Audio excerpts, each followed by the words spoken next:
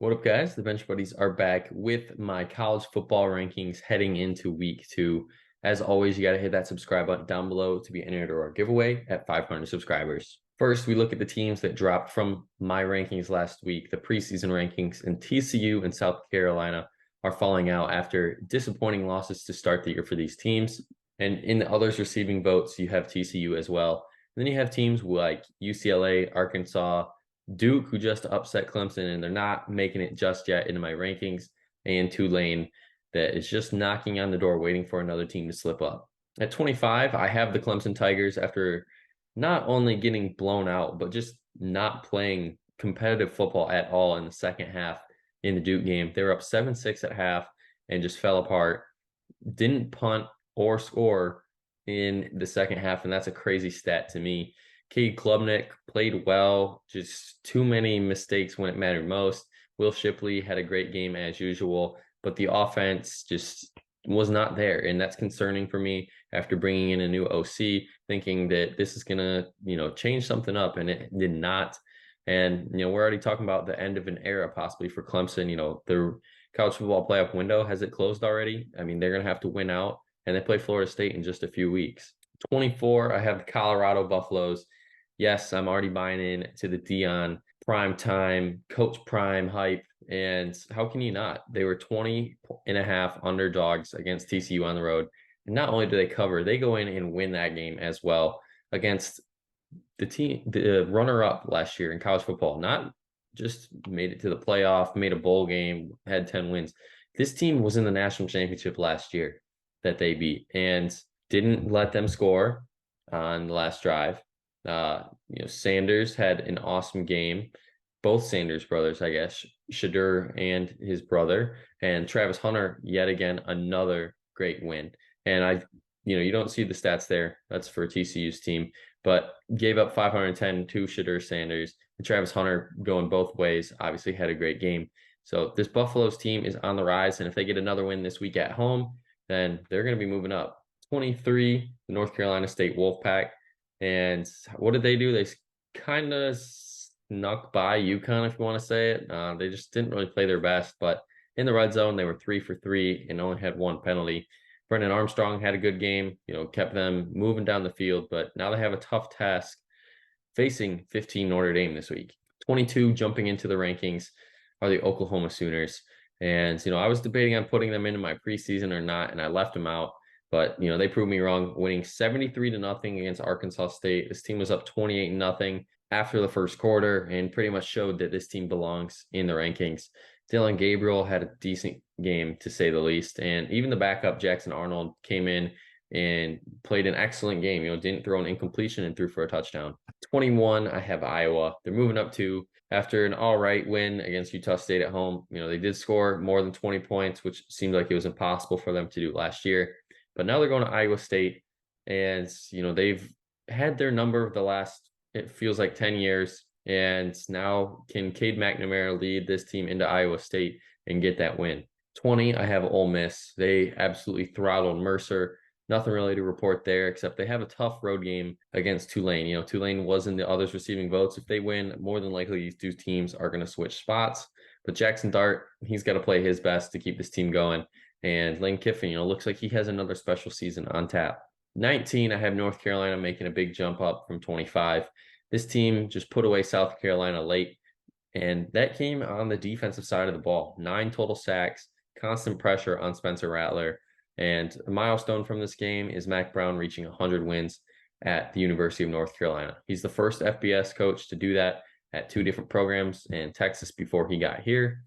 But if you want a reason why they won this game, it was because of Drake May. He struggled early on, but really picked it up in the second half, throwing for 270 and 2 touchdowns. And British Brooks looked great out of the backfield. 18, I have Wisconsin moving up 2 as well. They struggled in the first half, but pulled away late. Tanner Mordecai, decent game. He'll need to clean up his interceptions. And the running back duo of Malusi and Allen, yet again, Wisconsin is known for their running backs, had a great game, and let's see if they can repeat this performance against Washington State. 17, I have Texas A&M. They're going on the road to face Miami in what should be a tougher test. And last week, they scored a touchdown on their first 5 possessions, and their only time didn't scoring was a blocked field goal. So They just got to repeat this performance to have another successful week. 16, Kansas State. Another blowout, 28 points in a big second quarter. This game was over early. You can see all the stats there in the bottom left. All these guys balled out and had a good game, and they should do the same again this week. 15, Notre Dame, my team that I think could reach the college football playoff that not too many people are speaking highly of, and that's because of Sam Hartman. He has had two great games as the quarterback. They pulled him early. He pulled himself to let others eat in this one, and now he goes and faces a former ACC opponent that he's played quite a few times in NC State on the road. If Notre Dame can go in there, get that win against a ranked team, in my opinion, Notre Dame could be looking at a top 10 ranking at this time next week. 14, I have Texas moving up one. They had a slow start in this game. They were pretty close. They were up 37-3 and just gave up a late touchdown in the end. The offense showed out. Quinn Ewers had a great game. Need to touch up a few passes, but other than that, this team looks ready for Alabama. And, last year they have revenge on their mind after losing late at the end. 13, Oregon State. They're moving up one as well. This team definitely improved by adding DJ Uiagalelei in the offseason, and he showed that he's still an elite quarterback, totaling 5 total touchdowns.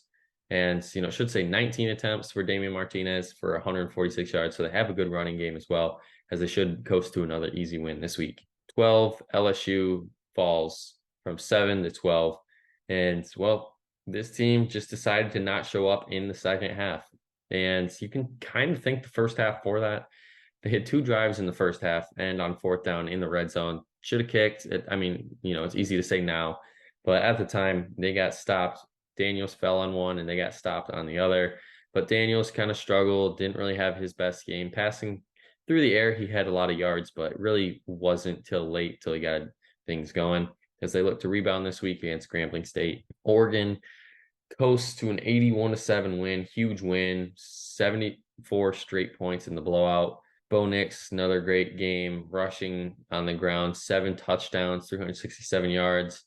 I mean, what do you want to hit on here? This Oregon team had a great game, and now they go to Texas Tech, where they're looking to get in the win column after a surprise upset loss when they went on the road to play Wyoming last week. 10, Washington stays put with a very commanding win against Boise State. This game was probably expected to be a lot closer than a lot of people thought, but Washington put them away early and late. 570 yards of offense. Michael Penix Jr., number one in the Heisman race, in my opinion, after week 1.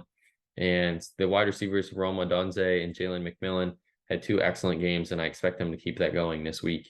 At 9, Utah stays put after their win against Florida last Thursday. This was more on the defense. Forced a turnover and 5 sacks against Florida. Couldn't really get anything going.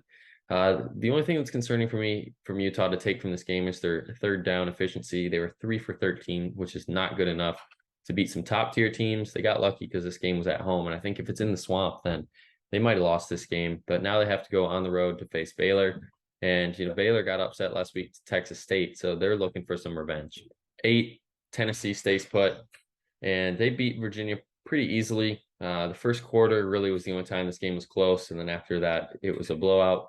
Joe Milton looked good in his first start after Hendon Hooker's departure.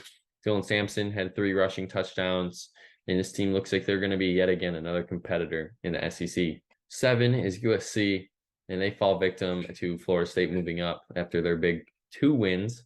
Total 668 yards of offense, most in the Lincoln Riley era, and matched his most points in the game with 66 against Nevada. Caleb Williams looks like another Heisman candidate yet again, and he's looking like that first pick. 6, Penn State really kind of just exceeded my expectations in this game. I thought it'd be a little closer than it was. Drew Aller had a spectacular game.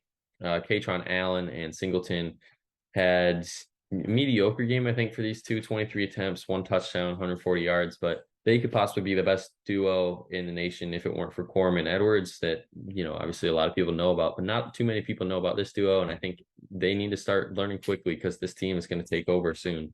At 5, I have Ohio State dropping from 3 to 5, and that's because of their offense. Kyle McCord looks mediocre at best, 2 for 12 on 3rd down. Held Indiana, though, to 150 yards, and that's why they won this game. Their defense took over when it mattered most. And then Marvin Harrison Jr. and Ibuka didn't really have the games that everyone thought they would in week 1. with only 5 receptions and 34 yards between them both. So look for them to rebound this week against Youngstown State. 4, I have Alabama staying put after their win against Middle Tennessee. And now they go and get Texas at home this week, which should be the biggest game of the week. Jalen Milroe looked great, totaling 5 touchdowns, and he kind of looked like he's taking that lead in the quarterback situation. But if he, struggles early in this one, don't expect him to just sit in there and possibly figure it out. It could be a short lease for him and possibly throw in another one of the quarterbacks. 3, I have Florida State making a huge jump up, not only jumping into the top 10, but into the top 3 as well. And that's because they dominated LSU. The defense stopped them twice on 4th down in the red zone. Jordan Travis, what else can you say? Besides the one pick that he threw right to the guy, that was his only mistake. Michigan State transfer Keon Coleman had probably one of the best debuts you can make with 9 receptions, 122 yards, and 3 tutties. And if you go look at Clemson or Florida State's schedule, Clemson is the toughest team left on the schedule, and that's only in a few weeks here. Maybe this Florida State team could be college football playoff contender come the time they play Clemson. If they beat them, then I kind of don't really see how they don't make it unless someone where important gets hurt on their team.